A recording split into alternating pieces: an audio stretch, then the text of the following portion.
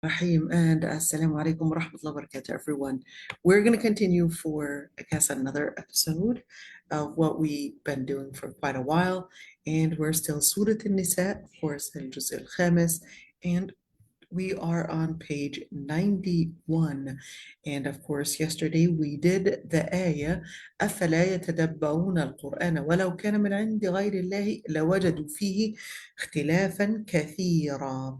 And we talked about التدبر and we went in details with التدبر and we shared this page. And of course, we commented on what the word tadabbur means. And to make the story short, and we said tadabbur is really knowing the implications of things and looking at the consequences of things, or of course, what the words lead to and where they're heading to. So it's basically looking closely at the words, it's having a deep comprehension and a deep understanding to the implications of what the words mean. And we went in details, and of course, we talked about how the Quran itself was telling us that the words are not to just be recited, but they're actually to be understood deeply, comprehended. Their words, in order to have the impact on their heart, you're basically going to scrape the sweetness out of it in order to really find the love, the sweetness, and the connection between the words and what they're saying, and of course to find its impact on your life. And we talked about the importance of the tadabbur. We said it has an impact on the person's first mind, because that would be tafakkur. It's basically the mind starting first, and where it is understanding how the words are connected, how the words do not contain any discrepancies, they do not contain any contradictions, and certainly then it basically starts radiating into your heart and eventually affecting the person's behavior.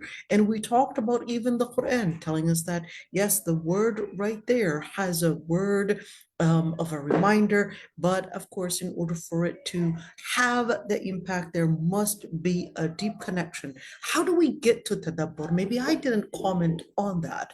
How do we get to tadabbur?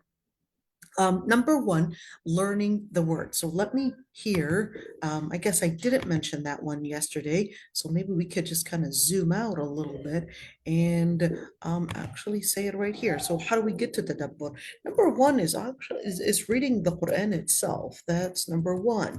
But it's not enough to read the Quran. You can read it in English, you can read it in Arabic, you can read the translation and all of that and not feel that, well, I still didn't get anywhere. So that's why it's important to look into the other references that basically help us understand the Quran better. Number one, oh, just give me a second.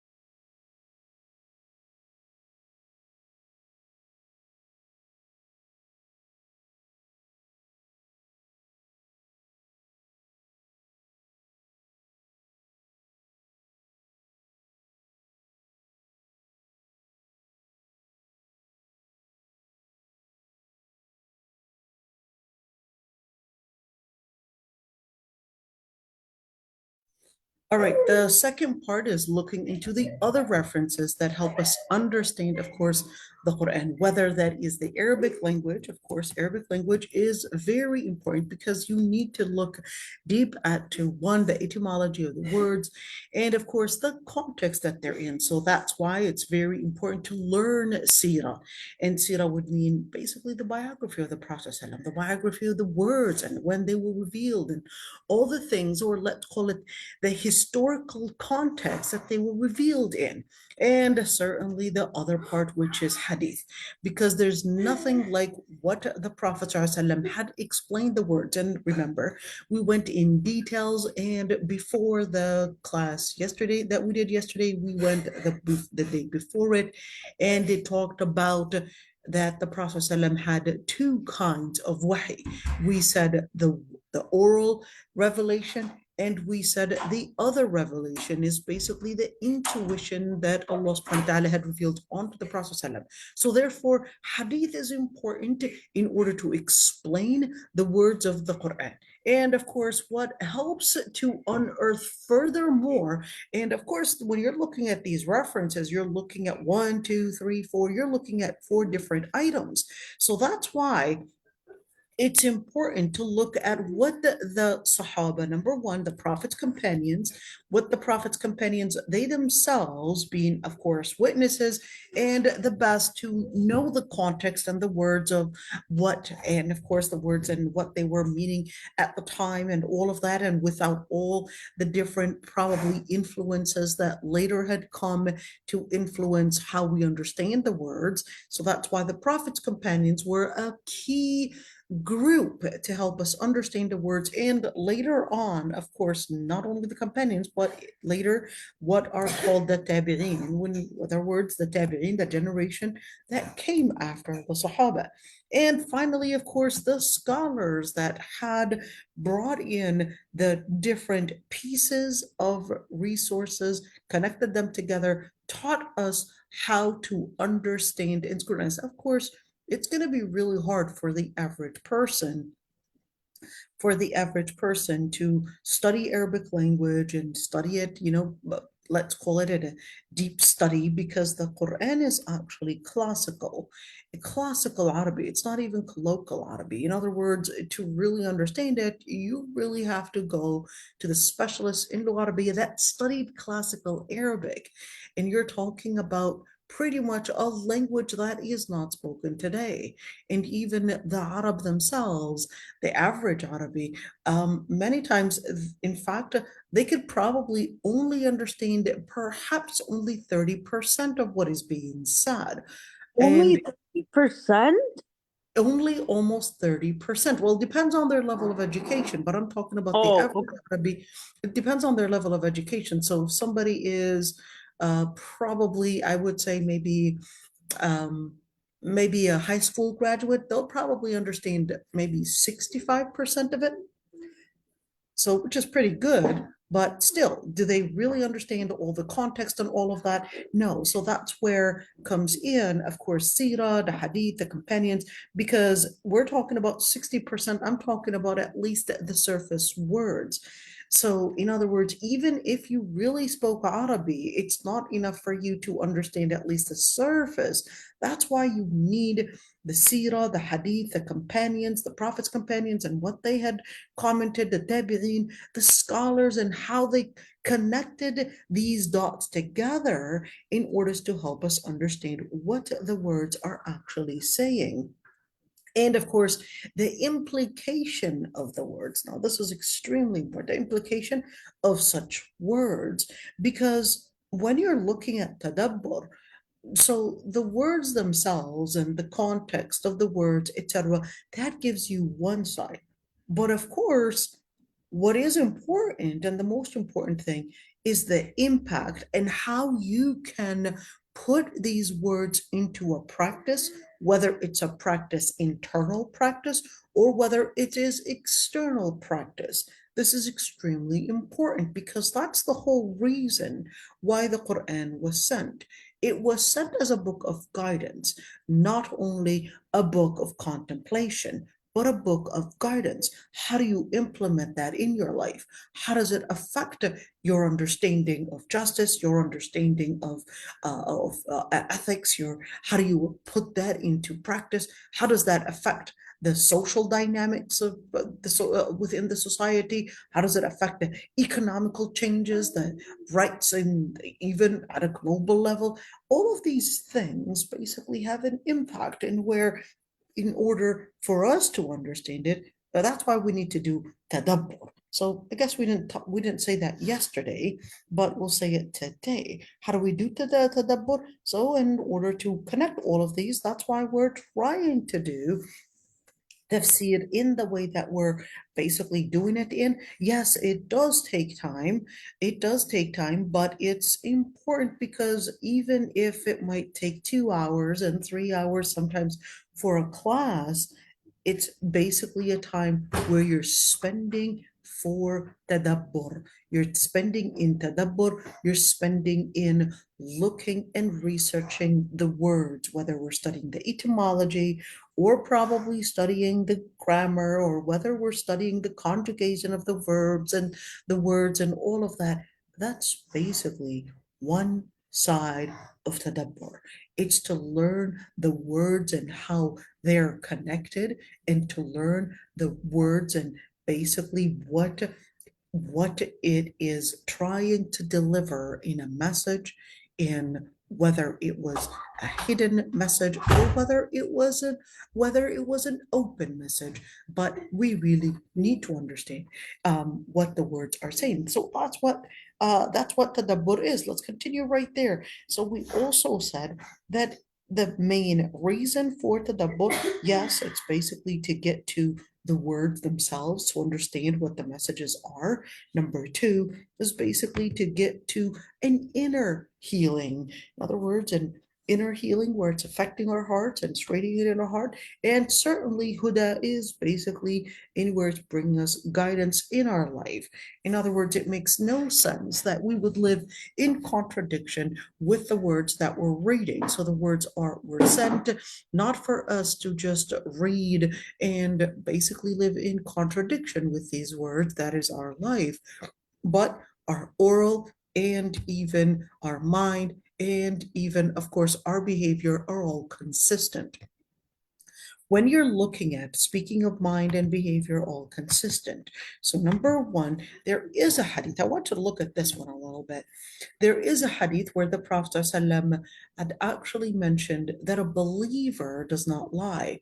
A believer, and there's one really interesting word when when he was asked, can a believer actually commit zina? Can a believer drink? Can a believer, commit major sins? And he said something rather interesting. He said, لا يزني الزاني وهو مؤمن. They do not commit zina while they're believers. So what does that mean? In other words, do they become kafir at that moment? No. So there's the level of Islam, there's the level of Iman, and there's the level of Ihsan. Those are three different levels of faith. Sometimes the level of Iman can be an antonym, or sorry, a synonym, never an antonym, but a synonym to the word of Islam. Okay, just be careful with this one. So sometimes the word Iman, the level of Iman, can be synonym to Islam, can mean the same thing. All right, but the level of Islam generally basically is, let's call it a mind level. It's an intellect level in where you recognize that Islam is the true religion of Allah subhanahu wa ta'ala. Okay, this is a general meaning. All right, the person recognizes with their mind that the religion of Islam is basically the religion of Allah subhanahu wa ta'ala. Iman is a higher level than Islam. In Islam, that's why you would say, إِنَّمَا الْمُؤْمِنُونَ الَّذِينَ آمَنُوا بِاللَّهِ, and it would give you what a true person that basically embraced Islam would really look like. And it would tell you that, well, يَا أَيُّهَا الَّذِينَ آمَنُوا, this is what I want you to do.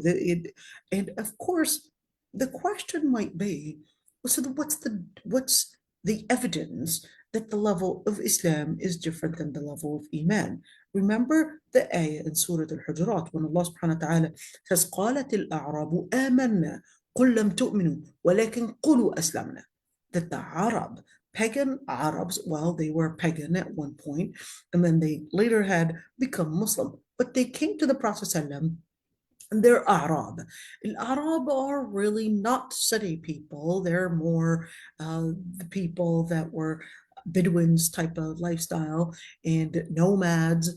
And they came to the Prophet ﷺ. Of course, the nomads, they were living such a nomadic life that they didn't really have communication skills. They didn't have any knowledge really in relating to people. And certainly their communication skills were not at a zero, but probably even worse, because the nomadic life that they lived in was pretty let's call it small in its number of people. It usually involved only dealing with animals. So, in other words, they reflected a lot of the animal way of doing things. They'll be attacking, they'll be basically doing things that you would absolutely not expect from a human being. So they come to the Prophet ﷺ and they said, قالت الأعراب آمنا. Allah subhanahu wa ta'ala says, well, they had said, we had آمنا, we had believed. But Allah subhanahu wa ta'ala said, قل لم تؤمنوا. Don't say that you had believed, but say we had submitted to Islam. أسلمنا ولما يدخل الإيمان في قلوبكم. As a matter of fact, not yet did the level of Iman yet enter your hearts. And this is important because you could see that this ayah is really differentiating between two different stages. And does that mean I shouldn't say I believed? Well, if you were to say I believed to actually mean I had become Muslim, then that's absolutely fine. But to claim, and Allah subhanahu wa ta'ala says, وَلَا تُزَكُّوا أَنفُسَكُمْ, and don't praise yourself. But to actually claim that you have reached the second stage of Islam, Iman that is, well, that's actually self-praise. You don't really know whether you had really even started or were even included in the stage of Iman, because the stage of Iman is rather different.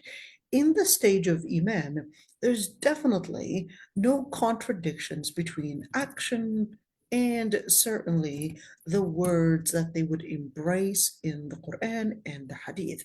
In other words, no contradictions between actions and the words, the actions that they would implement in the words they had adopted in Islam. So that's why you would see in Quran, it would basically tell you what a believer or a person at a stage of Iman would do. And we're a mu'min. إِذَا ذُكِرَ اللَّهُ وَجِلَتْ قُلُوبُهُم. When Allah subhanahu wa ta'ala his name is mentioned, their hearts would tremble. There are certain actions that they would engage in where a believer, for example, you cannot be a mu'min if you didn't actually, for example, I'm just going to give you an example. And this is not to make it just exclusive on that. Let's say, well, the ayah tells the Prophet ﷺ that he should tell his wives, his daughters, and the believing women to basically wear the hijab and cover up. There's no way that if a person is not putting that into practice, that they would be at the level of Iman at the same time. Just by wearing hijab, it doesn't mean you're at the level of Iman. But one thing is guaranteed, that if you're not actually practicing this order, you're not at the level of Iman. But there's doubt whether the person that practices this order is at the level of Iman. In other words, choose really, would it be making sense that probably I'm at the level of Iman if I would put such a practice into practice or such an order into practice. But if I don't put such an order into practice, I have basically determined that I'm not at that level. And this is important to keep in mind. This is really scary. So that's why the words that would be in the Quran, Ya ayyuhalladhina amanu, calling on to the believers to put a certain implementation, to put a certain practice, is really helping the believers jump from the level of Islam to the level of Iman. And of course, you cannot jump from this level until this level. I want you to use the word jump, because in order to move from one level to the other, you must jump. And when we say jump, think of it as a spring. And of course, when you think of a spring, in order to let the spring jump higher, you basically have to put force on it. And here you go, the law of Newton. The more force, of course, the more basically retraction that you will get, and of course it's going to jump even higher. So therefore it really depends on the gravity, and it depends on the force that you put in. Think of the force as jihad. Okay, the force jihad is really your internal force. How much are you willing to give up in giving up on the different, let's call it, gravities of your own self? The gravities that basically start attaching you to the ground. Think of it as dunya. So let's do it right here and kind of draw this map right there and give us some idea of what we're talking about. So here we go. We've got the spring. Okay, here's the spring. And of course, let's do the way we do it in physics. Here we go. You've got basically the spring. The more you push it down, the stronger and the higher it goes up. Here we go.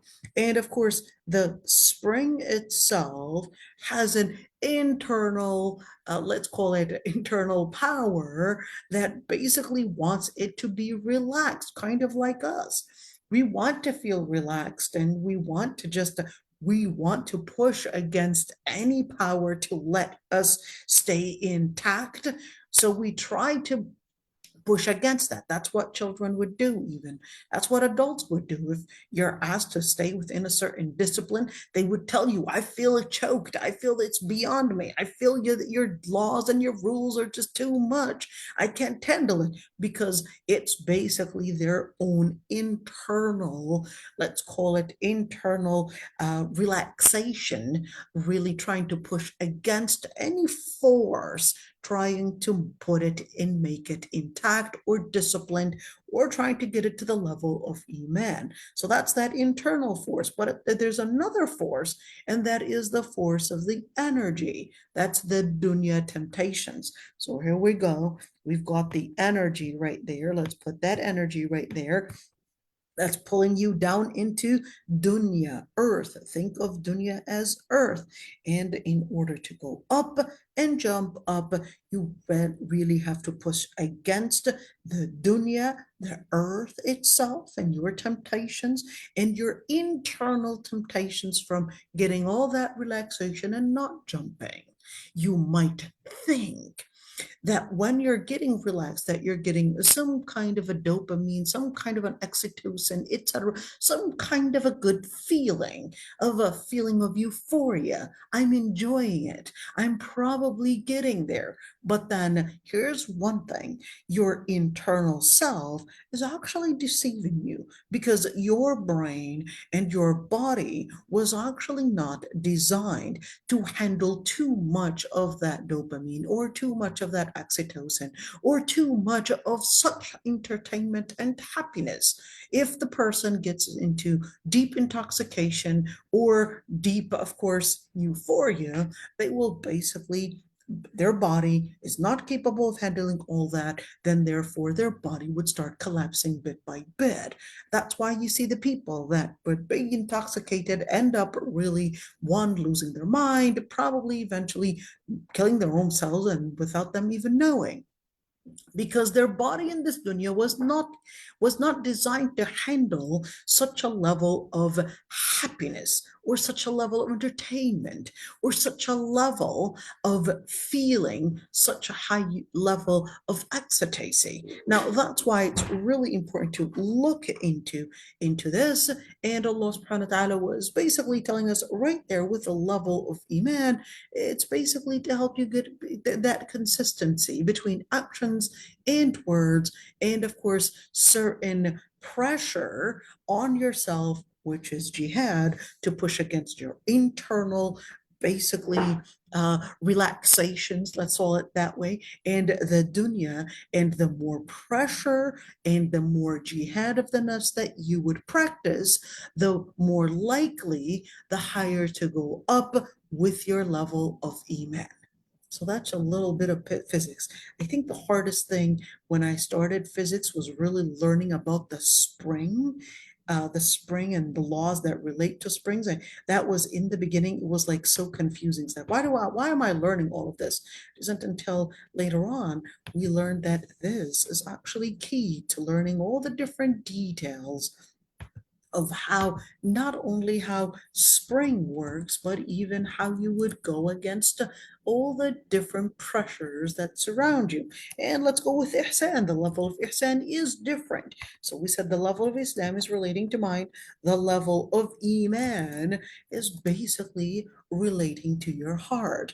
So once you would grow in your, let's call it, in your intellect and understanding Islam and understanding the details, but that doesn't necessarily mean that your level of Islam went to the level of Iman. Because the level of Iman, the stronger it goes into the mind, the more effort that you would put in order to make it a practice, that's when it grows to radiating into your heart. The level of Iman is in the heart. The level of Ihsan is in the spirit, in the ruh. In the ruh, that's when you would actually have such a deep level of faith that it would be exactly like the hadith of Jibril alayhi salam, where he said, when he was asked, that is the Prophet sallam, to define ihsan, he said, and responded, and he said, أن تعبد الله كأنك تراه. It is to worship the Lord Almighty as if you could see the Lord Almighty. In other words, it's such a deep level that what you could see is that shifting in the way that you would internalize the level of Islam is really something in your mind that you internalize with your mind. But with Iman, you basically had let your heart and your body connect to each other. But with Ihsan, you had gone farther than the surface of seeing things to actually feeling internally the relationship between your soul, your spirit, and even the details of the information and even the details of the implication and how you would implement the words into action. Now, that's where all of this piece and where tadabbur comes into place. It basically moves you from the level of Islam to the level of Iman, and with more tadabbur and with more implementation, you basically go from the level of Iman to the level of Ihsan. And of course, that's where it jumps to you from here. جاءتكم موعظة. You recognize the words, you recognize the reminder, you recognize the revelation and what they contain. But then the second stage is basically a remedy, a healing, a treatment for the heart. That is the level of Iman.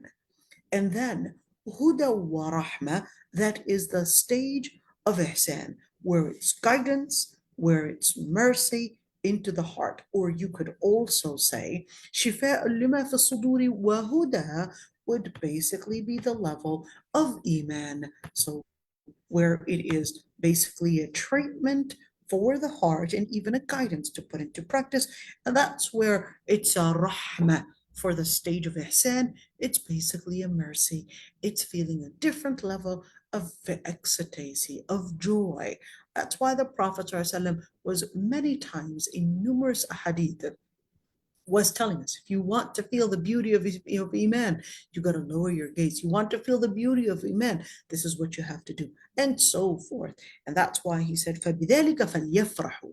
That is what they should be happy about. In other words, this is al-fadl wal-rahmah. In other words, this is the true happiness. Remember our little piece of spring here, and that's exactly the same thing. And where Allah subhanahu wa ta'ala says, that's the true happiness. That's the ultimate happiness. That is why many would basically look and search for happiness, because exactly like the spring, it's basically looking for some type of relaxation. It's looking to go up because that's what it was designed to do. But here's one thing, is that even as human beings, we are basically designed to search for a level of stability, a level of happiness, we recognize that there is something that we're looking for. So that's why today and life today, because we basically are getting in, loving the word, entitled, and of course living that, we're basically right now seeing that the community, especially those that are living in some form of luxury, they're actually looking for some type of ecstasy in weird and random things. Maybe, I don't know, sitting at some kind of a swing up in some level story and putting some chairs and eating there and thinking that it basically is going to probably be the secret place to give me the level of happiness I'm in search of. Maybe go up right there, Mount Everest, and climb up there, or maybe jump off some kind of a 20 feet or maybe 60 feet or maybe 100 feet, 120 feet cliff or whatever it is. Maybe I'll find somewhere hidden the mysterious place to some form of ecstasy. And of course, people are really trying to search for this feeling in where it is where no one has gone and no man has gone before. Feels like Star Trek, right? Exactly. People are searching for it, but Allah subhanahu wa ta'ala is basically telling us, well, you're actually searching in the wrong corners. You're searching in the wrong corners. The true place for your happiness is actually inside your heart. In order to find that, you gotta find Allah. There's no other way. To think that your heart was designed to look for happiness in some kind of a high mountain or some place deep in the ocean or some place up in the sky or some place in some man's heart, you're looking in the wrong place. It is really by finding Allah in your heart. That's why Allah subhanahu wa ta'ala says, فَبِذَلِكَ فَلْيَفْرَحُوا. That's what really brings happiness. It's better than what you would basically try to accumulate, better than all the stuff that you're trying to combine and trying to search and trying to find. And that's why Allah subhanahu wa ta'ala basically would give us all these different details, and where, yes, in order to find that, to see the implication on yourself, on your body, etc. Well, what do I have to do? When you read the Quran, take it as a mirror that you would let it be the lens. You would really scrutinize your behavior. You would scrutinize the world around you. Am I seeing justice right? Am I seeing ideologies right? Am I defining family right? Am I defining human beings right? Am I defining ethics right? What is the definition? If you are actually not having an internal understanding, an internal vision of what the world should be in, then are you really going to understand how to put these pieces together? If you don't have that inspiration from Allah subhanahu wa ta'ala, basically the inspiration through Quran and Sunnah, then what you're really living in is nothing but a mirage and a self-delusion. So that's why Allah subhanahu wa ta'ala was basically telling us, يَتَّبِعُونَ إِلَّا ظَنَّ وَمَا تَهْوَى الْأَنفُسُ وَلَقَدْ جَاءَهُم مِّن رَّبِّهِمُ الْهُدَى. He says, what, of course, the people, what they were doing is really just following speculation, dhann. They're just their own mirage. They would think that it's some kind of a smart intellect, but the truth of the matter, it's nothing but a delusion that they're actually following. They can call it a theory. They can call it, sometimes give it a fancier label and say, well, this is what studies had proved and all of these things. Let's give it a name without them recognizing that it's really a way of marketing delusion. I'm not saying that science is always delusion, but I am saying that a lot of times, especially when we're talking about humanities and a number of different studies, would really be based on narrative and, of course, I would say a certain force, in where a provoked area, like certain groups and lobbies, provoked a certain interpretation or provoked a certain narrative, in without us realizing that we had adopted it like it was science proves, studies prove, and so forth. So that's why Allah subhanahu wa ta'ala tells us, وَمَا تَهْوَى الْأَنفُسِ, and you've got many will adopt a certain definition, and what really it is a reflection of is nothing but their own internal, basically, desires.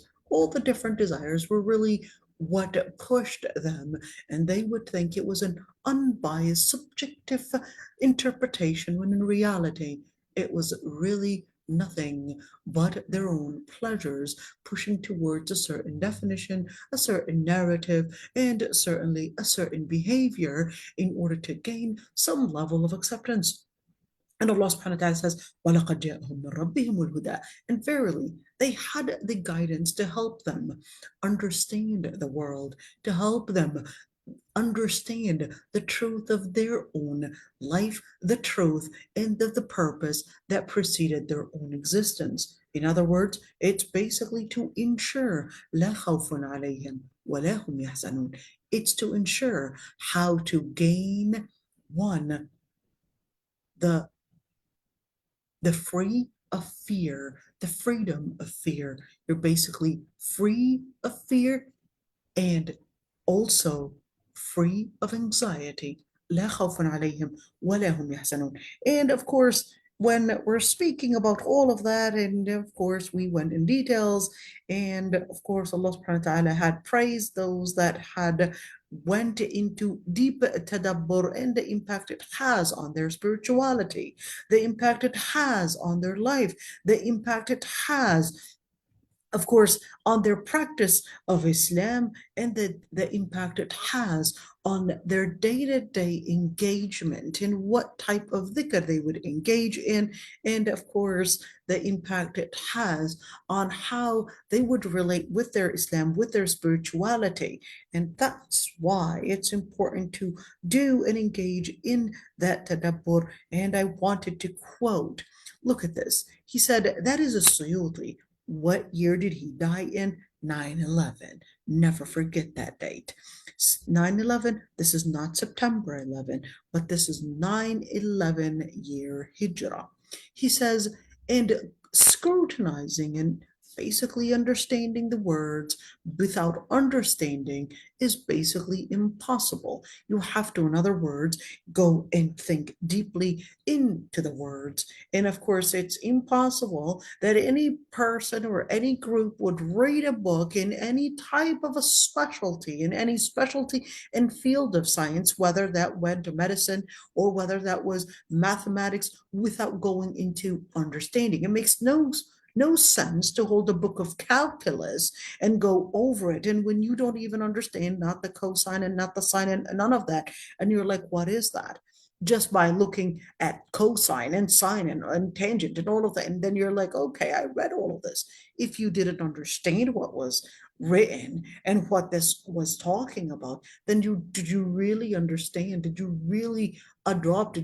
Does it really make any change in your life? Absolutely not. Same thing if you were to go to a book in pharmacology, a book in medicine, etc., and you didn't understand what antihistamines are, and you didn't understand what it means to actually go into these different kinds of medication, the different classifications of medications, and which medication belong to what, and all of these things. It makes for no sense. You're just reading words, and to you they're all just foreign, and to you it's like, okay, whatever it's saying. So it becomes really nothing but question marks, and into your brain it's just more question marks and question marks added to the other question marks, and you're really just at the end of the book, you're really having collected probably more question marks than anything else.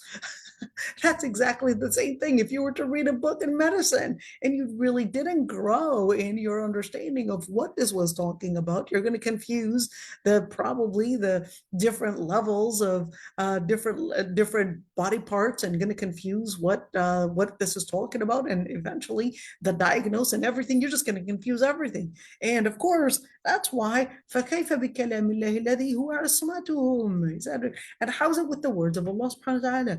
In order to really understand it, it's not enough to just read the words, basically say, well, I know how to read Arabic and just read the words. Or somebody might say, I know how to read English and just read words, probably in different fields of science, and think that they understood everything. Just because you know English or just because you know Arabic, it doesn't really mean that you understand it. The specialty, the technical terms, those basically have certain meanings, certain definitions, and to confuse those is basically to gain basically ignorance and not ilm. To confuse it is basically going to be putting you at more in a higher level of ignorance than you would have to unlearn than what you had learned wrongly. And you have to be basically apply the same thing to the words of Allah subhanahu wa ta'ala. So in order to make sure that you understood things, because that's what's going to give you that basically the safety and the basically help you from falling in the fitna in this life and even in the hereafter, because that's what is going to bring you an-najah.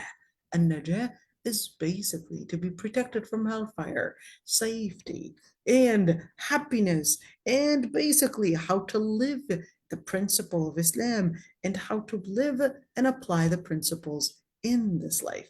Okay. Yes, physics. Oh, yeah. Understand the momentum and force and all these different things. And I think the hardest thing about physics was probably astrophysics. I think that was beyond. I think all the fields of physics I was capable of understanding. Electricity was also confusing. I think, yeah, that's taken me somewhere else. But I think astrophysics was really, really, really hard because it's so hard to imagine such big numbers and putting it into an understanding of how to imagine all these huge numbers was, I think, too hard for me to, I guess, adopt, and even internalize or even fathom. What do these numbers even mean? How can we think of these numbers? So for those that studied astrophysics, I'll tell you, you are really smart. All right. All right. وَيَقُولُونَ طَاعَةً. Where were we? Yeah, وَيَقُولُونَ طَاعَةً, we mentioned that one. Okay, note right here. وَلَوْ كَانَ مِنْ عِنْدِ غَيْرِ اللَّهِ لَوَجَدُوا فِيهِ اخْتِلَافًا كَثِيرًا. If the words were from other than Allah subhanahu wa ta'ala, they would have found in it اختلافا كثيرا. Let's look at the word اختلافا كثيرا. And he says here, الاختلاف التناقض والتفاوت. So contradictions and discrepancies. Of course, contradictions are and discrepancies are different. Contradictions are basically different than discrepancies because the discrepancy would refer to the difference between two things that should be the same, but it doesn't necessarily imply that one is wrong. Okay. Um, and of course, when you're talking about consistent contradictions, basically it's a stronger term that implies a clear opposition or clash. But here Allah subhanahu wa ta'ala tells you, if you were to basically have the Quran from other than Allah subhanahu wa ta'ala, you would have found contradictions and discrepancies within the words, and they would basically not be at one consistency or at one pattern, and basically have a lot of flaws. وَإِذَا جَاءَهُمْ أَمْرٌ مِّنَ الْأَمْنِ أَوِ الْخَوْفِ أَذَاعُوا بِهِ. So what does that mean? Now it jumped from one thing to another. How did we get there? Let's explain it. I'm first going to read the words, and if they were to get a matter of security or fear, they would announce it. And if they were to return it to the Prophet ﷺ, or even to those that basically are in leadership, they would have known how to extract the information from it. And if it wasn't by the blessings of the Lord Almighty and His mercy, you would have mainly, and most of you would have followed Shaitan, except a few would not. How is that related to anything of what we were reading? There we go. That's what we're trying to get to. Remember, أَفَلَا يَتَدَبَّرُونَ الْقُرْآنَ?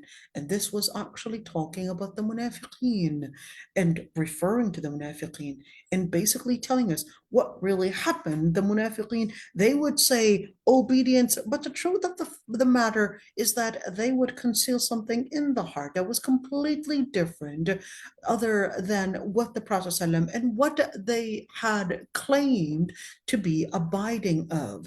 So that's why Allah subhanahu wa ta'ala basically there taking us into, well, أَفَلَا يَتَدَبَّرُونَ الْقُرْآنَ? If they had went into deep scrutiny in the words, they would have been capable of understanding the commandment. They would have been capable of putting it into action. They would have been capable of making the words basically radiate into their hearts and it later into an action. Well, the impact for that nifaq was, of course, let's take it back a little bit in where, yes, the implication into, of course, the words, the implication in their behavior was contradicting what they were claiming to believe in. Number two, they basically were contradicting not only themselves, but even contradicting their own ideas, contradicting their vision. And of course, they were in their definition and understanding of the world around them, of what it means to actually have something bad happen to you. How do you relate with the things that happen to you? How do you relate with the world that and how it functions around you? All of these different things, they'll basically go into confusion, thinking that if something evil, it's basically God's fault. If something is good, then it's my fault. And Allah subhanahu wa ta'ala was telling them how to understand what goes on around them and how their own behavior, their own thoughts would actually be the main momentum. Here goes physics again, would be the momentum to basically bring in all these different things coming back at them. So whatever your vision carries, whatever your behavior carries, that is going to be the momentum that is going to determine, one, your velocity, where you're heading. It's going to determine the purpose and the destination that you're going to, and certainly it's going to determine the energy that you have on the inside in how you go and understand where you're heading, understand how to stay steadfast, how to stay put in making sure that you head to the right destination that was predestined before you even existed. So that's why Allah subhanahu wa ta'ala was telling them, well, one thing that got them out of focus into understanding their destination was their focus on dunya. They were just looking into this dunya, and that dunya focus, by looking and seeking just the benefit in this dunya, they thought that they were getting benefit in dunya, but the truth of the matter, it was nothing but a delusion. So what got them out of the focus? It was really focusing on dunya and forgetting about the purpose that preceded their existence, which is al-akhirah. So Allah subhanahu wa ta'ala reminds them to use death and certainly using the words of the Quran. So here we go. Now the ayat are taking us into, well, what would keep us stronger from basically falling into what the hypocrites had fallen in. Number one, let's go back right there. Number one, basically, aqimu salah. Hold on to your salah.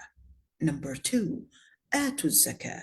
Put in the effort to give up on wealth in dunya and let you get in that process, get more of value. Number 3, put an effort to give up on a lot of things in dunya. That's basically the key. When you give up on your dunya, you give up on probably putting some effort in shopping, or probably give up on some man that you were deeply in love in, or whatever it is. You give up on certain things in dunya, you will find yourself in search for the true things to connect to, which really is going to bring you فَبِذَلِكَ فَلْيَفْرَحُوا. That is what's going to bring you that happiness. So what do you have to do? You have to do that qital. You have to do that inner fighting. You also have to do that engagement in where don't fear people. Don't let the fear of people, don't let the peer pressure, don't let the society's pressure, and certainly don't let all those different fears be an obstacle from you growing into your connection with Allah subhanahu wa ta'ala. Because at the end of the day, here's number 3 to work on is not recognize that a dunya is basically a temporary thing. And then what you want to focus is al-akhirah. How do I understand that? How do I recognize this part? Allah subhanahu wa ta'ala then takes you into saying, well, recognize that death is going to come to you, whether you lived in a skyscraper, or whether you had lived in a completely fastened place in some, I don't know, some kind of a high place in probably the skies, if ever that is going to happen, probably live on Mars or whatever it is. At the end of the day, there's nowhere that you can hide from death. Recognize that there's something else that controls your provision, that controls your life, and that controls your death, and that controls your time, and that controls your body. So recognize that you are not in complete control over your life, your future, your past, and certainly your purpose, because all of that had actually preceded your existence. Once you internalize that, you recognize that whatever good that happens to you is really from Allah subhanahu wa ta'ala. And the Lord Almighty only and only would determine and would decree absolute good and absolute benefit.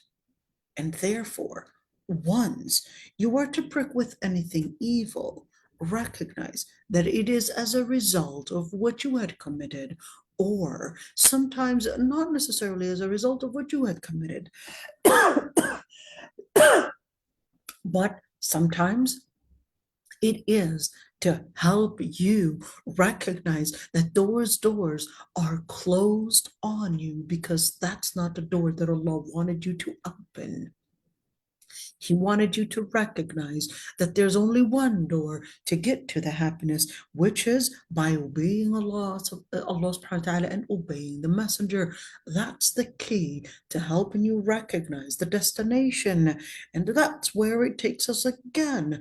Don't live in a contradiction between what you say and your Islam and how you grow in your Iman.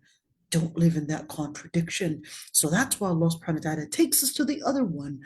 Number 4, do it tadabbur. Now, notice here that it actually took a couple things, and where, yes, this is an action, yes, this is an action, but then all of this was correcting the vision.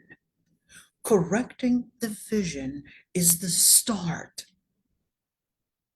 It is the key, is the nucleus. Now we're going into biology. It's the nucleus. That nucleus right there, and even, let's jump into a little bit of physics. You've got the inside, and where, yes, the protons on the inside, it's basically the gravity, and then you've got the orbits going around and around. All these orbits, that's the same thing. There's a certain gravity. This gravity is your thought. This gravity is the vision. That's why studying Aqidah is key to helping you recognize the truth of the matter of who you are. where you're heading in life. Who's behind this life? What is behind this life? Where am I heading? What's after death? This is aqidah. Yet, once you put that in place, then you're going in certain orbits, whether that is your social life, your economical life, and of course, the details of what connects all of these things together. Those are basically the things that Allah subhanahu wa ta'ala had basically decreed in terms of fiqh, in terms of understanding how to implement Islam in life. That is basically the key in order to get there, to get all of that, to put in your vision in place. That's the dabbur. Now comes in a certain action.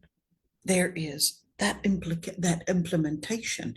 But then there's another thing that happens to the munafiqeen. Not are they living in a delusion of dunya, and not are they living in fear of people, in fear of loss of provision, in fear of loss of future, in fear of all the things that happened in the past. Remember, when you're looking at al-khawf, it's fear of future. When you're talking about sorrow and sadness, it's really as a result of a trauma in the past. So Allah subhanahu wa ta'ala would basically tell you that in order to be a person that recognizes that the one to control your past and your future is none other but the Lord Almighty.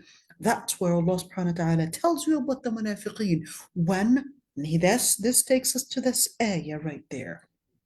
Whenever they would get amrun min al-amni aw al-khawfi adha'u bih, security and fear, they would go and announce it. And what does that even mean? How's that related to what we're saying? Here's one thing. The munafiqeen were not feeling that they are part of the Muslim community. They were actually feeling that they are part of what brings them benefit.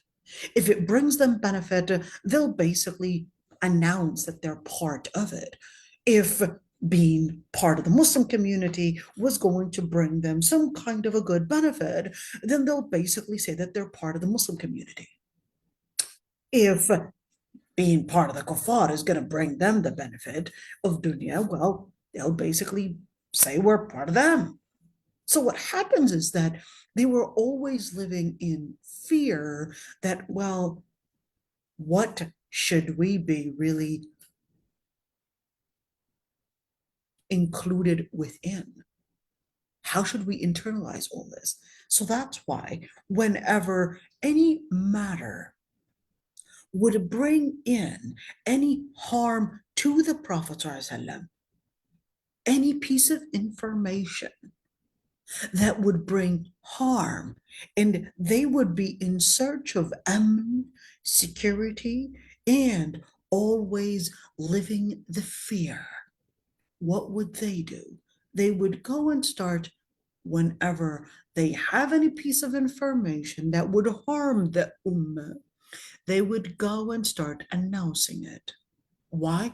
Because to them, what they're living, يحسبون كل صيحة عليهم. They would think that every single danger, every single announcement, every single basically light, a red flag to them, that it might actually be bringing in some kind of a caution at them. So if, for example, the Muslims were here hearing any information about the people of Quraysh, that they're going to gather their forces to re-attack the Muslims in Medina, what would they do? The people of Quraysh gathering forces, the munafiqeen, would use and gather this information in order to basically instill fear in the hearts of the Muslims, because they are the ones that are wanting to benefit. So they'll start going into proselytizing and marketing and basically instilling fear in the heart of the Muslims. They're gathering forces. You're going to all be doomed. Oh, look, this is going to be the end of you. And what are they doing? Anything that brings in any fear in the heart of the Muslims is basically going to be their way and their method of trying to do a psychological war to basically play in the hearts of Muslims. This actually happens a lot, and where you would see the munafiqeen would be the ones, if for example the ummah, they would be around us, they'll be like they're the ones that are part of the masjid, basically trying to bring in the good things to the ummah, but then whenever they're with the non-Muslims, you would go to the masjid and they'll be talking against against the Muslims. The masajid, they're dirty. The masajid, they're basically not organized. The masajid are this because why? The masajid, they're speaking about it as if it's basically another third party. Why? Because they don't feel that they belong to the Muslims anyways. So they'll basically talk about the Muslims as if they are a third party and as if they are basically belonging to the kafir. So they would basically want to present themselves like they're the ones that have critical vision, critical thinking, they're different, they recognize the flaws within the community, and therefore they're basically feeling different. They're basically not part of the Muslim ummah that is backwards in its education, backwards in its political advancement, backwards in its organization and administration, and they're different. They're basically smarter, they're basically more civilized, and they're basically trying to learn, and they're part of the group and basically the ummah, the nations that are civilized, the nations that are right now trying to bring about an advancement and all of that. Now that's basically in nifaq during our times, in where you would say the nifaq, in where she wants to practice her hijab, for example. So what would she do? She would basically wear her outfit to somehow blend in the Western liberal touch along with, I don't know, some feeling about La ilaha illallah or some hijab right there. Why? Because they're on the inside, shaken. Their iman is shaken. Their connection with the ummah is shaken. That is nifaq. Even when they're talking about, for example, they want to do comedy, they want to do anything, they'll always adopt the Western or at least the liberal behavior, and they'll think that it's basically trying to be cool. They'll use bad words in their language. Why? Because they want to show that they're cool. They want to show that they're cool Muslims. They're basically Muslims that basically have the features of a liberal, advanced, cool person, not like a Muslim who is backwards, who's trying to live some kind of a boring lifestyle of discipline, a boring lifestyle of traditional lifestyle. That is nifaq. That is nothing but nifaq. Let's see, here Allah subhanahu wa ta'ala says, وَلَوْ رَدُّوهُ إِلَى الرَّسُولِ وَإِلَى أُولِي الْأَمْرِ مِنْهُمْ لَعَلِمَهُ الَّذِينَ يَسْتَنبِطُونَهُ مِنْهُمْ وَلَوْلَا فَضْلُ اللَّهِ عَلَيْكُمْ وَرَحْمَتُهُ لَاتَّبَعْتُمُ الشَّيْطَانَ إِلَّا قَلِيلًا. If only they wanted to use any information, if only they would have taken it to the Prophet ﷺ, and even to those that ulil amri minhum, those that had ilm, to help them understand. How do we understand this information? Are we understanding this right? Are we right now in danger? Are we right now weak? How do we grow in our advancement? What different can we do? What differences can we do? What can we change in ourselves and in our society to become better? What can we do to protect ourselves? What can we do to grow? What can we do to make a better community? That's what basically, they would have taken it to the Prophet ﷺ, taken it to Islam, and in order to learn, how do I process all this information?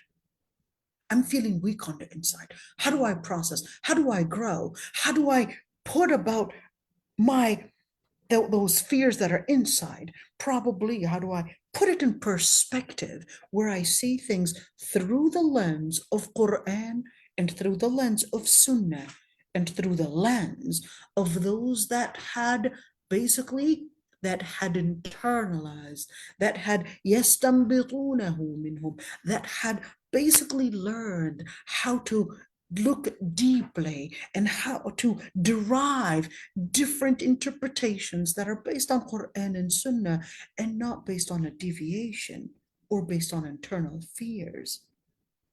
And وَلَوْلَا فَضْلُ اللَّهِ عَلَيْكُمْ وَرَحْمَتُهُ, and if it wasn't but the blessings of the Lord Almighty and the mercy, majority would actually fall in the spews of shaitan, in the spews and the words of shaitan. And I want to look at the word لَتَّبَعْتُمْ, because لَتَّبَعْتُمْ, it actually comes from the root تَبِعَ, which means to follow. To follow actually means to go after someone. Okay, that's to follow. I'm trying to break it down. لَتَّبَعْتُمْ, remember, in Lugha Arabiya, I want to write this word. It's a sentence, but this is a key sentence to understanding Lugha Arabiya. Now, in Arabic, remember, there are usually, we're talking about 60, 65 words, give or take. 65% of the words are basically going back to the 3 root. But then you would have almost 15 going back to a 4 root, and then you've got the 5 and a 6 root, okay? Now, الزيادة في المباني زيادة في المعاني. This is a general rule in understanding Lugha Arabiya. Any increase in the conjugation of the original root of a verb is basically an addition in the meaning. So when you look at here, لَتَّبَعْتُمْ, how many additions? Let's actually see, let's use another thing. So we're looking at right there, and we're going to use something else. Let's see, تَبِعَ, the word, the letter ta, and the letter ba, and the letter ain. Those are the 3 roots. Yet the la, and certainly the ta, and the meme, and guess what? The shadda is all an addition. Every single one of these letters is basically going to be an addition to mean one thing. So لَتَّبَعْتُمْ, let's see, the addition of the shadda would actually mean, I want you to pay attention to this, the shadda can mean, 1, a gradual process, can also mean consistency, could also mean where it has basically went and deeply it become part of something, right? Consistency, gradual process, and to basically embrace and completely become part of something. All right. So what does that mean? That most people, it all, how did it become that this shaitan had basically had an impact on this person? You see this little tiny baby shadda right there. That little tiny baby shadda is basically to give us a key information in understanding that you don't follow shaitan, bang, right there, you are right there. No, there is a gradual slippery slope that you would fall into. 2, there's a consistency of behavior that would become You're drinking and drinking and drinking, and then starts becoming all drugs and start. There we go. There's a consistency in behavior. Number three, it basically becomes who you are. It basically becomes tamakkun. It basically starts completely in control over you. An addiction. That's what happens. That little shadda. I'm sorry. So that is the case for all the verbs? Because I remember you said a gradual process or continuous, right? And consistency, exactly that continuous consistency. So when you're looking at the shadda, there are more meanings for the shadda and more meanings for all that. Remember, ziyada fil ma'ani, ziyadatun fil mabani, ziyadatun fil ma'ani. That's a whole science. I'm just letting you just taste it. All right. Oh, okay. Just for this We're specific. just tasting it just to understand what it's talking about right there. This science, زيادة في المعباني, they'll take PhDs on this. They'll take PhDs just No way. this is real. This is real. And you've got this is real. You know, one of my professors actually got a master's degree just on the letter wa in the Quran. Just on the letter wa. Are you serious? This is SubhanAllah. real. And you're like, oh, shadda, does that mean everywhere? Just the that shadda just itself, shows you you can get a PhD. You can write a PhD that dissertation just just on the shows you shadda. how much even the Arab, like, even if they understand what it means, it's just emphasizing what you were saying. Sorry. Exactly. You know, you can actually make a PhD dissertation just on the shadda in the Quran and the meanings of shadda and all of that. You know, this is deep. This is deep. So when you're looking at tabi'ah, which means to follow, which means to basically take someone as a leader and you're following step by step, then what are you doing? A gradual process, some consistent steps, and then you become part of shaitan. لَاتَّبَعْتُمْ. Because what happens is that not only will you follow shaitan, that's why Allah subhanahu wa ta'ala says, وَلَا تَتَّبِعْ خُطُوَاتِ الشَّيْطَانِ. He said, خُطُوات is telling you there are steps. And that's why some of them become shaitan themselves. They have followed the steps in such a consistent pattern that they had actually become shaitan themselves. Except very few people will manage to slip away when they had become consistent in those steps, or even gradual steps. Very few people manage to make it out of the shaitan's lifestyle.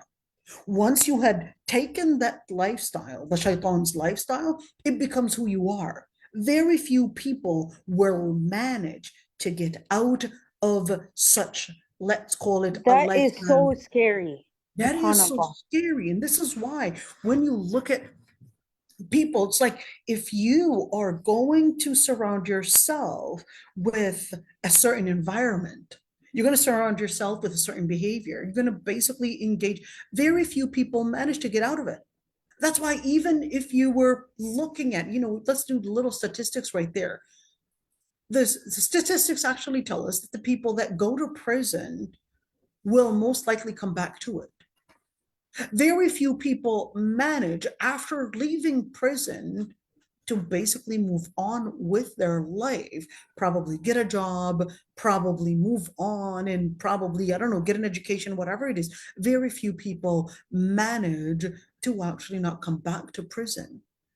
Okay, there are so many different reasons to why many come back, but the majority is, regardless of the biases, and especially what happens, that a lot of the way they would fingerprint, and the fingerprinting is basically going to put you most likely that, you're going to be caught again. But the truth of the matter, yes, there is some biases. We're talking about the prisons in the U.S. at least.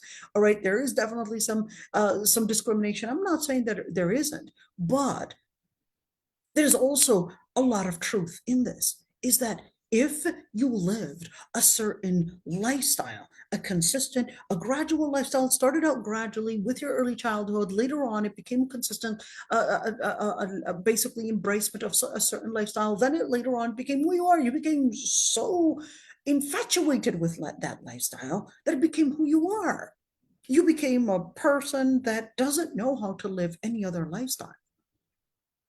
And what happens is that you're more likely to basically live that road again and again. So that's why Allah subhanahu wa ta'ala would basically tell us how to recognize these areas in order to make sure that we don't follow the steps of shaitan and end up internalizing basically this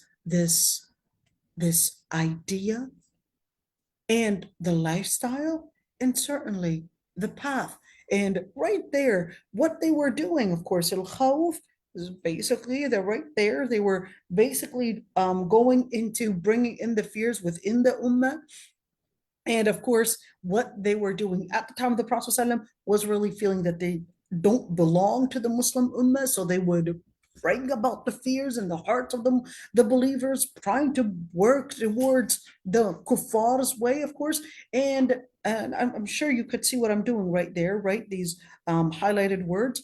And of course, right there, what they were supposed to be doing was really go to those that knew what to do with such information, that they knew about the Prophet ﷺ, and basically learn how to connect with Allah subhanahu wa ta'ala and not find themselves always feeling that they belong to the kuffar lifestyle. فَقَاتِلْ فِي سَبِيلِ اللَّهِ. So what should we do with the munafiqeen that are working basically within the ummah, trying to instill fear in our hearts, trying to instill they're trying to take away our confidence. Whenever we would bring up the ummah, the ummah, look at what we're like. Our parking lots are just not fixed. Our garbage is just messed up. The building is always just behind. You go to the bathrooms, etc. So you know what? If you think that we need to change this, and we sure do need to change this, what did you do to change it? Don't always curse the darkness. Bring about a candle and light the situation. If you feel that you're part of the ummah, bring about the change. If you feel that, yes, our children are basically right now going into games, etc., bring about some method, some way to educate the mothers, to educate whatever it is, whatever you think is missing. Bring about a change. Don't constantly curse the situation, because you'll be part of the munafiqeen. You're just here, just trying to let us really lose our confidence in our ummah, and especially when we're talking about the younger teenagers. And it's really sad. You will hear parents, and especially the Arab. Since I'm Arabic, I gotta say that. You'll hear a lot of parents, for example, they'll speak about how bad Arab are and how basically Arab jarab, and they'll basically speak about how unclean, how they're not so clean, how they're just hypocrites, how all of that. And then they expect their children to love the Arab, or expect their children to feel that they're somehow proud of the Arab. Same thing when you look at Pakistanis, for example. They won't even speak with their own children Urdu. Why are you so here, not feeling that you need to speak with your children Urdu? Bengalis, why aren't you speaking Bangla with your children? Or whatever group of people, same thing, feeling not as proud. I'm not here necessarily talking about a culture, but I'm talking about the message that is going to reach that to the child is that they should basically not be confident of who they are, not confident of their identity, not be confident of their religion, not be confident and feel that or feeling the belonging to the Muslim group is basically a disgrace. That's the message that is basically delivered. That's the message that the child is going to internalize, that is, that these people are behind. It's not important. Our religion is not important. The Muslims are not important. Their culture is not important. The history is not important. Same thing. If you were to basically teach the child that, hey, you got to wake up, you got to sleep in order to go to school, not wake up for Fajr. You got to sleep to wake up for Fajr. Once you teach that to your child, you're letting your child recognize their priorities, that your priority is your deen. Your priority is not the school.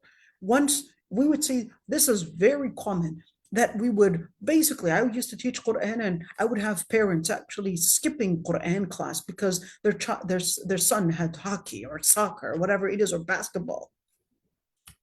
You would skip Quran class. What is the message that the child is going to get? That soccer is more important. Quran is secondary. That's the message. Islamic studies classes, not important. As long as you have your mathematics and your science and your literature in place, you ace those, that's great. That's all I need. That's the message that is basically reaching. That's the message of munafiqeen. That's the munafiqeen message. The munafiqeen message is that your dunya is more important than your akhirah. That's munafiq. If we're actually teaching our children such a subliminal message, then what we had really passed on is not the identity of deen, but passed on the identity of nifaq, of hypocrisy. نسأل الله العفو والعافية. فقاتل في سبيل الله. But we're trying to do da'wah and no one's listening. So Allah subhanahu wa ta'ala says, فقاتل في سبيل الله. You're going to fight for the sake of Allah subhanahu wa ta'ala. لا تكلف إلا نفسك. You could only order yourself. You can teach others, but you could only basically force yourself to make a change. If the rest of the community, you're here telling the people, you're doing your da'wah, but then they're not listening. So Allah subhanahu wa ta'ala says, حرض المؤمنين. What you're going to do is basically instruct the people. Don't curse the situation. You gotta do your contribution. You gotta do your investment within the ummah. حرض المؤمنين. Tell them, motivate them. That's what you want to do. Allah subhanahu wa ta'ala tells the Prophet if Allah subhanahu wa ta'ala is telling the Prophet, hey, what I want you to do, tell the mu'mineen, instruct them, give them that motivation. Let them join along. عسى الله أن يكف بأس الذين كفروا. Perhaps Allah subhanahu wa ta'ala would keep away بأس, basically the magnitude. Ba's is the magnitude, is the force of the disbelievers, whether we're talking about a military force. Of course, the context of this ayah was talking about a military force, but of course, it's not just a military force. We could see right now a military force, a psychological force, and certainly we could also see economical force as well. All of those areas is basically bringing out why, as an ummah right now, we're weak in so many different ways, militarily, politically, psychologically, and certainly education, and the list goes on and on. But of course, we're not going to curse the situation, but we're here trying to understand the words of the Quran, in where we basically recognize Wallahu ashaddu ba'san. Even if you were to think, just put an effort, even if that effort was very minimal compared to the huge efforts and all the unity of the kuffar right there. They've got the money, they've got the organization, they've got the politics, they've got all of that. But Allah subhanahu wa ta'ala says, it could be possible. I want you to put the effort. Why? Because Allah ashaddu ba'san. Just you put the effort and recognize that Allah subhanahu wa ta'ala is ashaddu ba'san. He's higher in power. Wa ashaddu tankila. And he's the one that is higher and stronger in determining the consequences of things. Pay attention to this one.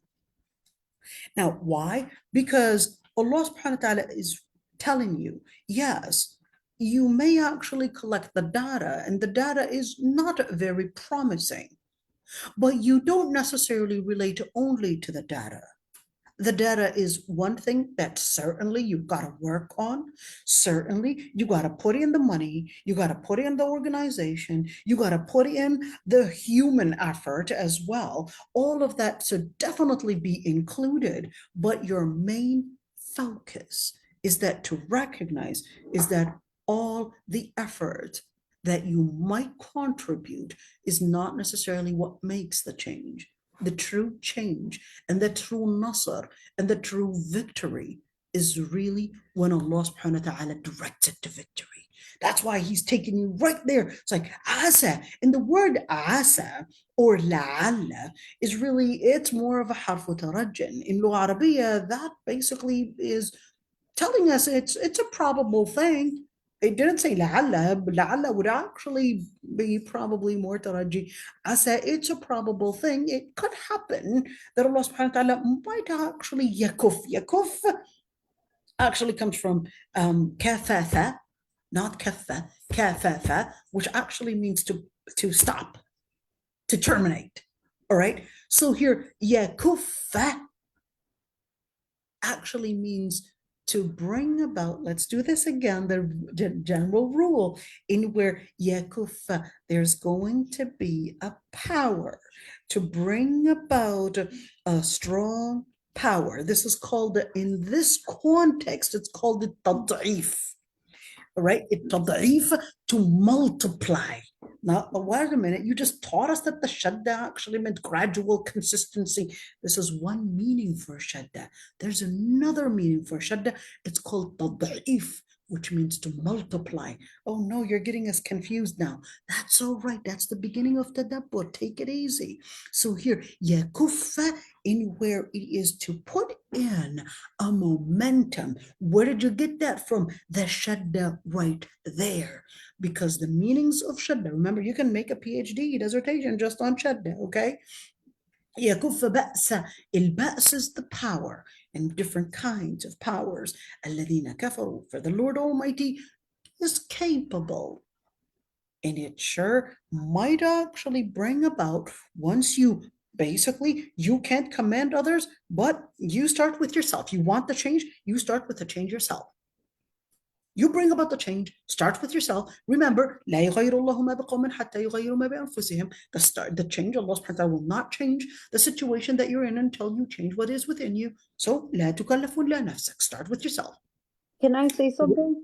Hold on, Noura. And continue and actually start حرض المؤمنين. And do your service and where you're motivating the people around you and recognize it, even if the data doesn't come at your service always, but you recognize that Allah subhanahu wa ta'ala can change all the data. Go ahead, Noura. I was just gonna say it's so amazing because like you would be like reading the Quran and all of us like it would be something just related to your life or your day or subhanallah. Subhanallah. Sorry. Yep, absolutely. It's, and you know, the Quran right there, that's what the tadabbur takes you. You know, those moments in where, how do I understand this? من يشفع شفاعة حسنة يكن له نصيب منها. I'm going to read this right now, and then we'll understand how it's connected with the A before it. Whoever intercedes a good intercession, they would basically get a share of it. And whoever would intercede a bad intercession or an evil intercession, well, they'll basically be held accountable for it. And the Lord Almighty is basically the one that encompasses the, well, whether we're talking about muqita to mean to bring about provision, or whether muqita to bring about the power or the magnitude of something. And if you were to salute, then salute in a way that is better than what you were saluted with, or respond to it. For the Lord Almighty is basically the one to hold accountable and basically count basically the good deeds that you would do. How is that related to anything of what we were talking about? Because remember, حرض المؤمنين, we are supposed to motivate the believers. There you go. When you would actually intercede a good intercession, what does a good intercession mean? Well, This is not the Catholic intercession. The Catholic intercession basically is when there's a person praying to a deity on behalf of others, or asking some saint in heaven to pray on behalf of oneself or others. Okay, this is not the kind of intercession that we're talking about. We're talking about an intercession where the person is bringing in, where you're a third party, and this third party, you are basically, as a third party, you're basically recommending or creating an avenue to let someone else do a certain commitment. So what does that look like? So for example, let's just say, um, let's give an idea. Mm, let's say, let's see who's with us here. Let's say, let's bring out a name, okay? Latifa. So Latifa, she basically wanted to buy a house. And she comes to me and she says, listen, I want to buy a house. And I say, oh, you know what? I know that my friend Noura is actually selling her house. And you said, well, to be honest, I don't know if I can afford Noura's house. I heard that it was $1 million. So I said, sure, I can probably explain to Noura that you can't really afford $1 million, but you can probably afford, I don't know, 750,000 maybe. She'll probably accept to go down $250,000. We'll see. So basically, I would come in and explain to Noura, hey, Noura, I'm here on behalf of Latifa. She really wanted the house. I know the need. I don't know if that's a want for $1 million, but I'm just trying to I get your definitely attention. don't have $1 million I house. know, I know, Just I'm not. saying. Just saying. I'm just trying to grab your attention. I don't want you guys getting too bored here. So I'm just basically using these big numbers because they basically sound too attractive, right? Okay, so I would basically come in to intercede in this good situation in order to help this matter figured out. Let's actually look at a different example. So this is basically trying to bring in a good intercession. All right, let's bring something else. What I want to do is basically explain, when we're speaking about intercession, that let's gonna share this screen right there. So in other words, you're looking at two kinds of intercession. One is actually a good intercession, and the other is actually a bad intercession, a negative intercession. So intercession, let's say Noura and Latifa, they got into a dispute. They got into somehow disagreement and they went into a dispute, and then basically another person comes in. Let's see who's there, to bring Maryam comes in and basically tries to bring about an understanding between the two. This is a good intercession. Let's see, the Prophet ﷺ himself actually participated in several intercessions. And we're not talking about the intercession in akhirah. We're actually talking about an intercession in dunya. Let's see, Jabir ibn Abdullah's father had actually was actually in debt by a huge amount, basically to a Jew. But then Jabir basically was trying to ask him to basically actually ask the Jew to basically not and rush the debt, because Jabir was basically a poor man. Well, so was his father. That's why he actually got a loan from this Jewish man. So the Prophet ﷺ, when Jabir, he went to the Prophet ﷺ and said, can you come to me, to the Jewish man, and ask him basically to give me more time? So the Prophet ﷺ went with Jabir ibn Abdullah, went to the Jew, and basically asked the Jew to give him more time. You could see that this was in Sahih Bukhari. So it's like a mediator. A mediator, intercessor, mediator. Yep, there you go. Okay. Let's see another thing. Yep, mediator. Ka'b ibn Malik basically went into dispute with Ibn Abi Hadrad in some kind of a debt. And of course, then the Prophet ﷺ basically, they went, and Ka'b, the Prophet ﷺ just gives him with his hand. It's like, let's just give him and basically beating. Now, in this situation, more of a reconciliator. All right. So, in that situation, he's basically being a mediator, exactly, and gave him a sign with his hand, just give up on half of the loan, basically, and accept it. And of course, we know the story of Barira. She basically, because she got freed, so basically she decided that she doesn't want to be with Mughith, who loved her dearly. So the Prophet ﷺ basically tried to bring about this intercession in order to ask Barira to go back to Mughith, but then she said, are you ordering me here? And the Prophet ﷺ said, إِنَّمَا أَنَا أَشْفَعُ, I'm just here trying to bring about uh, uh, basically a reconciliation between the both of you. And she said, لا حاجة لي فيه. Don't want him. You could see this hadith is in Bukhari. So the Prophet ﷺ, now this hadith is probably the most important hadith in regards to intercession. The Prophet ﷺ said, اشفعوا تؤجروا ويقضي الله على لسان نبيه صلى الله عليه وسلم ما شاء. Let's look at this hadith. This hadith is basically narrated in Sahih Bukhari and Sahih Muslim. Kha actually means hadith number in Bukhari, and mim means hadith number in Sahih Muslim.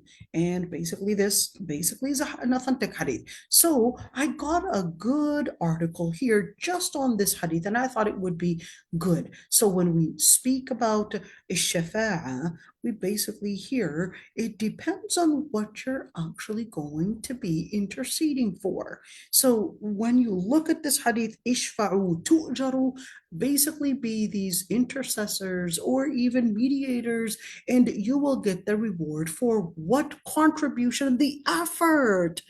Even though here I don't want to be a person to basically, get involved between people. That's one way of doing dhikr. That's one way of engaging in dhikr. That's one way of bringing in change within the society.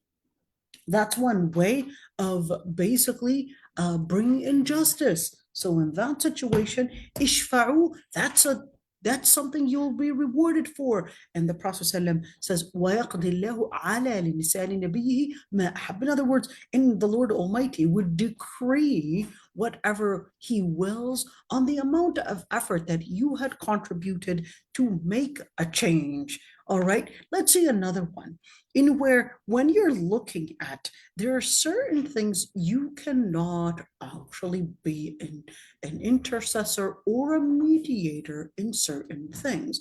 So yes, you're trying to work on behalf of someone else, you're trying to be a third party to bring about good or probably even prevent harm, okay?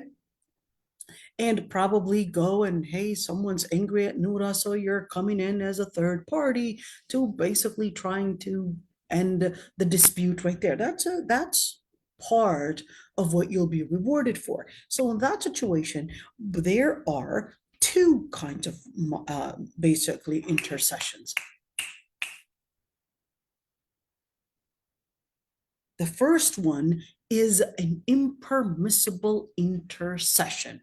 The impermissible intercession, it is completely forbidden in where if the person had, let's call it a government, and we're talking about an Islamic government here, that basically had an enforced rule here, an enforced government order. In that situation, let's just assume that a person had stolen something. It would be basically haram to, if they were not caught yet by the government, okay, if they're not caught by the government yet, you can come in as an intercessor here and say, we know they shouldn't have done that, but I could see that they really repented. And that way, you're here trying to not let the person that was basically, I guess, the victim in this situation complain or sue the other person. So you're basically coming in defense of the perpetrator, really. As long as yet it was not filed as a report at the government office, and here we're talking about a Muslim government, it would be permissible to be a mediator or even an intercessor at that point. Once it gets filed and the government, basically the Muslim government that is, basically becomes in charge. It doesn't become the person's right to basically determine whether the person should get punished or not. This now becomes a government matter, not a personal matter. Where did we get this from? Let's see. So there was a lady, Mar'a Makhzumiyya, from Bani Makhzum, basically from a certain tribe. And she was actually considered one of the noble tribes from the Arab. Anyhow, so she basically had, to make the story short, she basically had taken something, in other words, stolen something. And of course, the people of Quraysh, they basically decided, well, maybe we could somehow, because she had stolen something, and of course, this is a noble woman, do we really want to implement the the punishment of sariqa and stealing on a noble woman? So they basically went to who? Usama ibn Zayd ibn Haritha. Now, mind you, Zayd ibn Haritha was basically the Prophet's adopted son. Usama was Zayd's son. Okay. And what they did, they thought maybe we can bring about Usama, since the Prophet ﷺ loved him dearly, like he was his own grandson. Maybe we can ask Usama to intercede and somehow let the Prophet ﷺ change his mind from implementing the basically the ruling and the punishment of stealing on this Mar al-Makhzumiyya. So, sure thing. Usama went to the Prophet ﷺ, and the Prophet ﷺ said, أَتَشْفَعُ فِي حَدٍّ مِّنْ حُدُودِ اللَّهِ? Are you here interceding in basically an enforcement, a punishment that Allah subhanahu wa ta'ala had put a certain limit to it? And the Prophet ﷺ went out and said, أيها الناس إنما أهلك من كان قبلكم أنهم كانوا إذا سرق فيهم الشريف تركوه وإذا سرق فيهم الضعيف أقاموا عليه الحد ويم الله لو أن فاطمة بنت محمد سرقت لقطعت يدها. The Prophet ﷺ said, O people, the previous nations have been destructed because whenever they had somebody that is of a noble person steal, they would let them go. But if a person that is vulnerable, a person that is poor would steal, they would basically implement the ruling and the punishment of stealing by the Lord Almighty. If Fatima herself, my own daughter bint Muhammad, had stolen anything, I would have basically implemented and قطعت يدها. I would have amputated her hand. And this is basically to say that even though this Mar'a Makhzumiyya is definitely not at the level of nobility as Fatima, but the Prophet ﷺ is basically here putting it and making it clear that when it comes to law, the law is above everyone.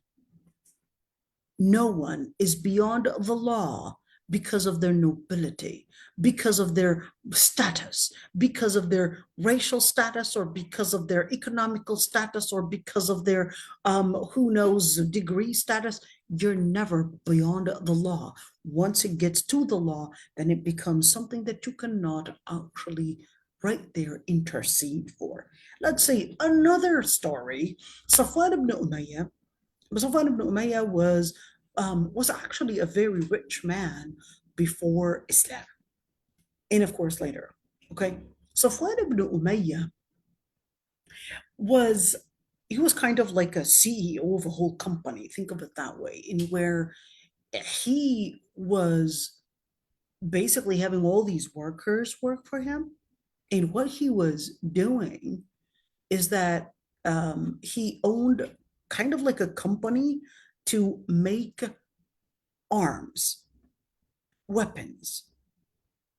And he was one of the richest people, to the point that the Prophet ﷺ himself actually made or basically bought a lot of arms for the Battle of Hunain, and basically on a loan.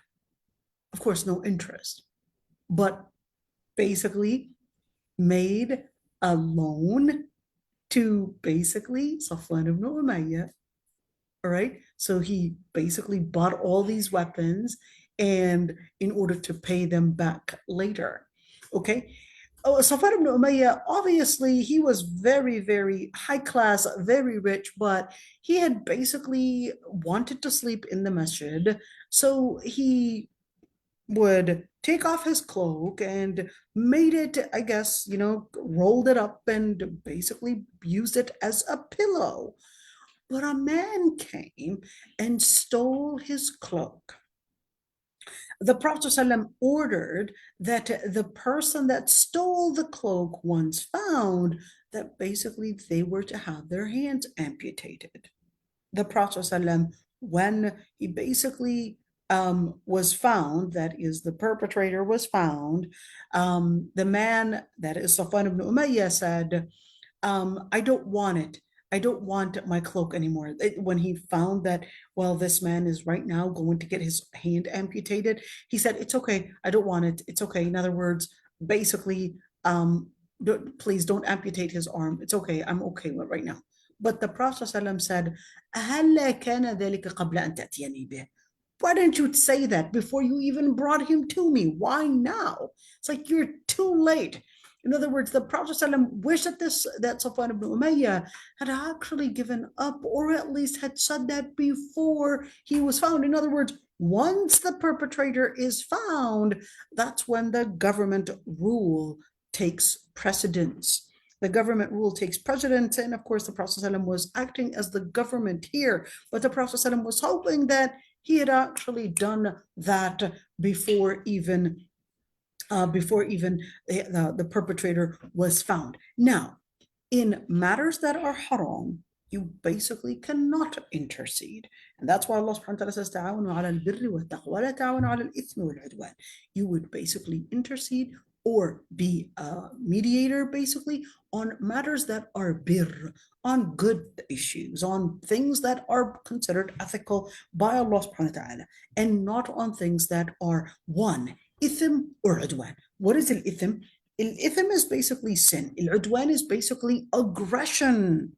So things that contain aggression.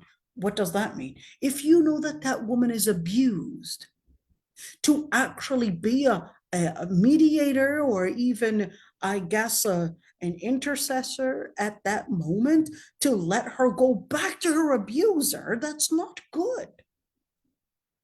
That's not good, because you're here basically supporting the oppressor and letting the victim feel that they have to continue being victims. And this is dangerous. So that's why you really need to make sure that you understand, when and how to be the right mediator, to make sure that you're not being a person to bring people into sin, or even into more abuse or aggression. So, ishfa'u tu'jaru is basically in something that is mubah. So, going back to the ayah right there, may yashfa' shafa'atan hasanatan. If you would basically intercede in a good intercession, you would get the reward for it. But if you were to intercede in something wrong, you would basically be held accountable. You push towards whatever idea you push towards a good cause, you would get the reward, even though you were a third party. Then you would get the reward for whatever good cause you had pushed for. Can I ask you a question? Go ahead, Nora.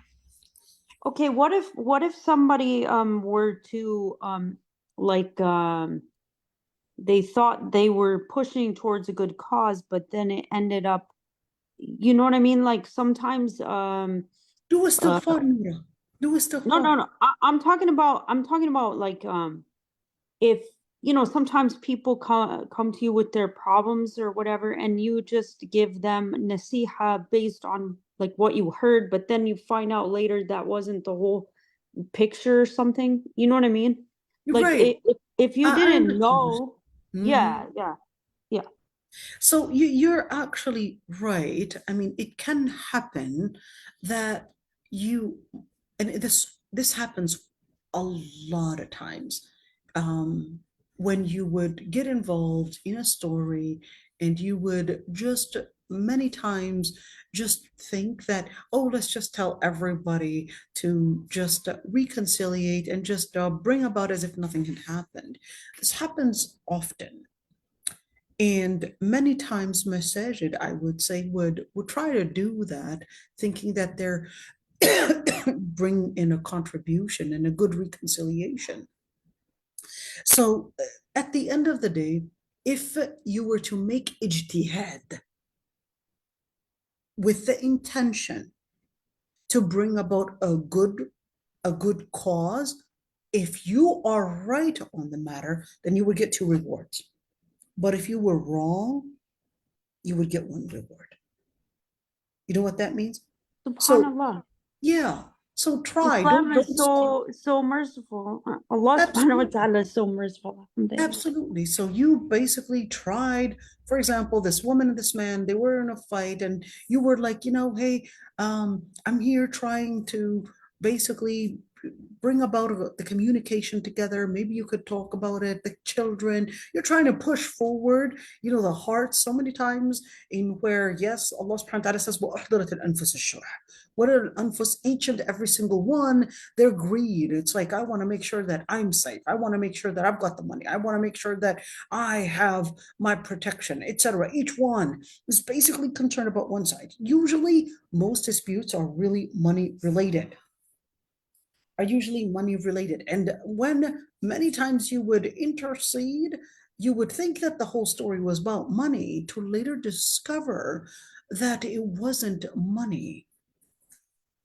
You brought them together, but to later discover that the issue wasn't money, the issue was about power.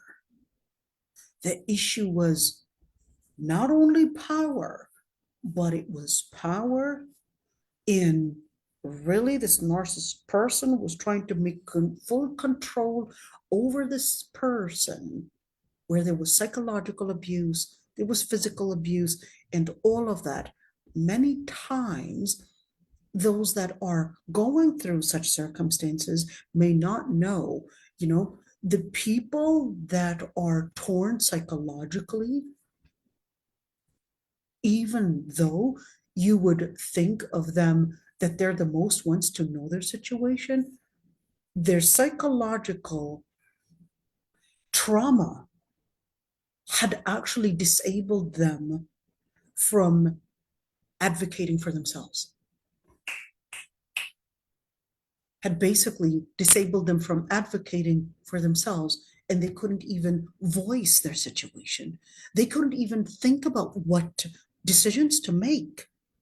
The more stable you are psychologically, the better you are capable of making decisions and basically being able to advocate and express yourself. So what happens is that these people that may come to you that didn't explain themselves right, they basically are torn.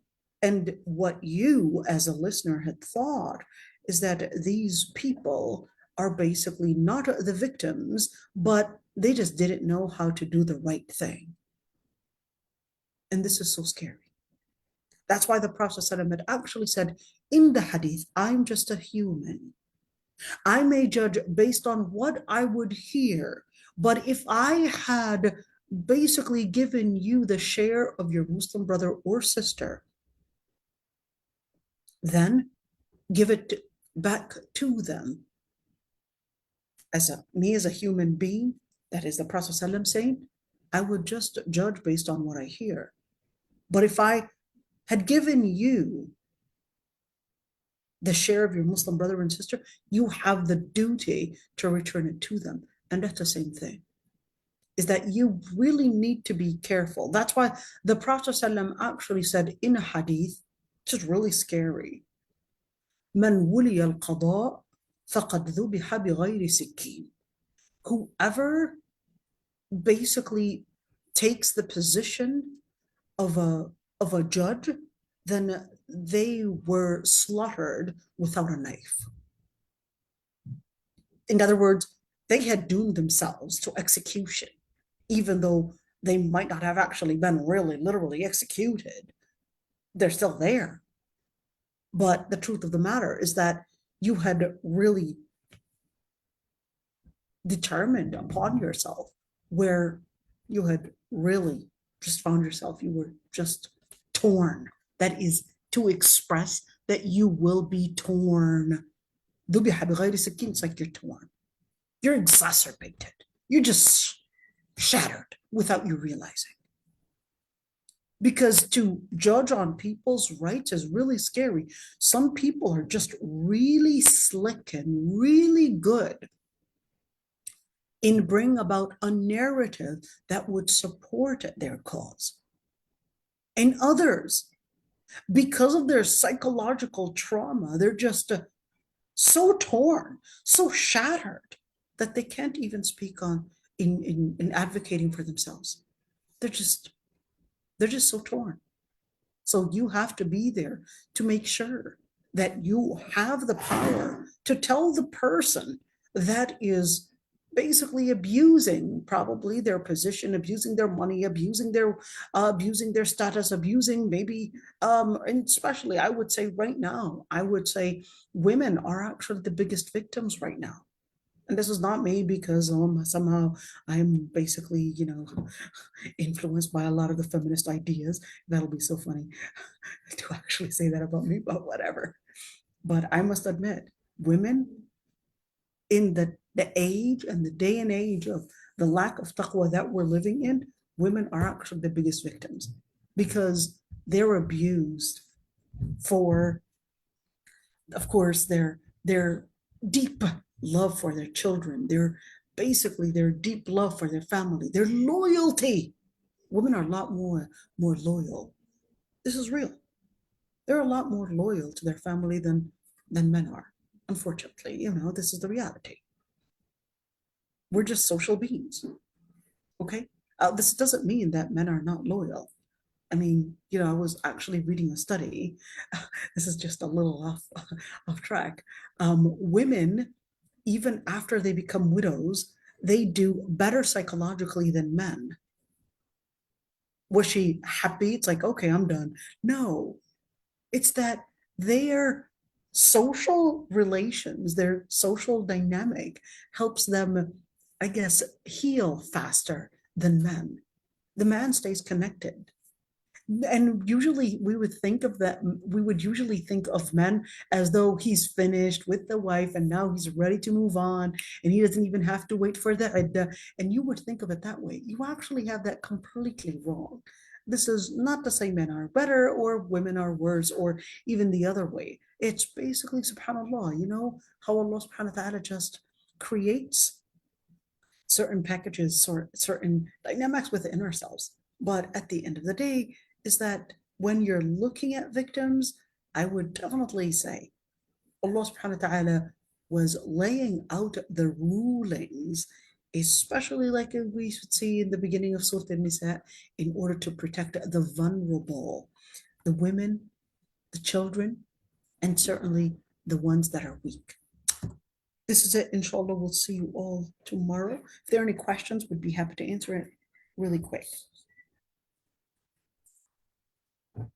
This is it, inshallah. We will continue tomorrow.